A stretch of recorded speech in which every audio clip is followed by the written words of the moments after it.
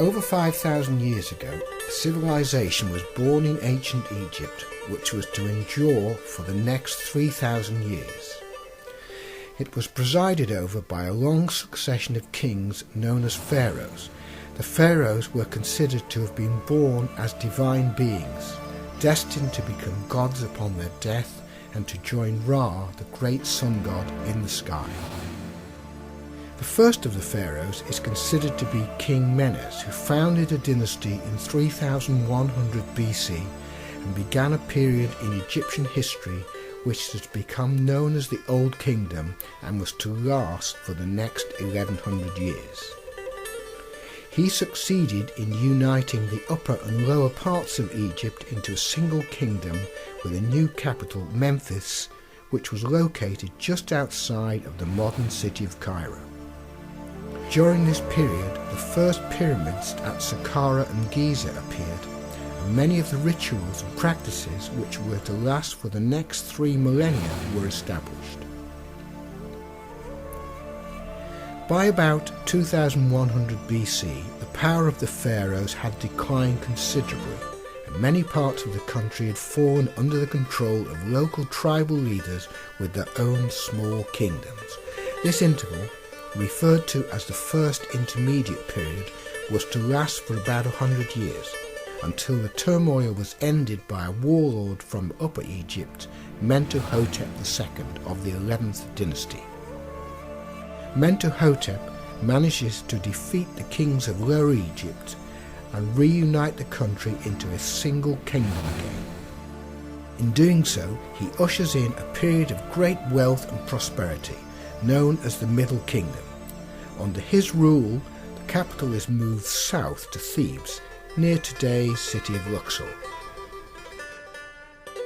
However, 600 years later, the power of the pharaoh had once again declined, and fragmentation and political turmoil returned.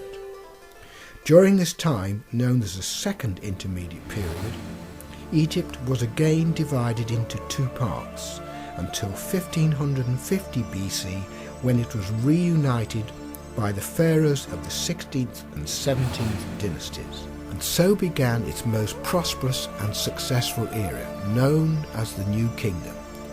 This is the period in which the most well-known of the Egyptian kings lived.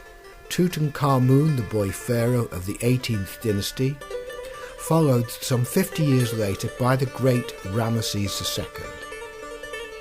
By this time, the practice of using pyramids as royal burial sites had long gone in favour of using deep underground tombs, located just outside of Thebes, in the area which has become known as the Valley of the Kings.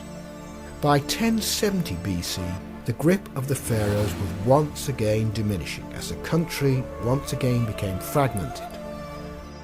Although there were some brief periods of respite during the so-called Third Intermediate and Late periods, native Egyptian rule was to come to an end, as the country was dominated for long periods by Assyrian and later Persian rule, until it was finally conquered and reunited in 332 BC by the leader of the Greek Empire, Alexander the Great.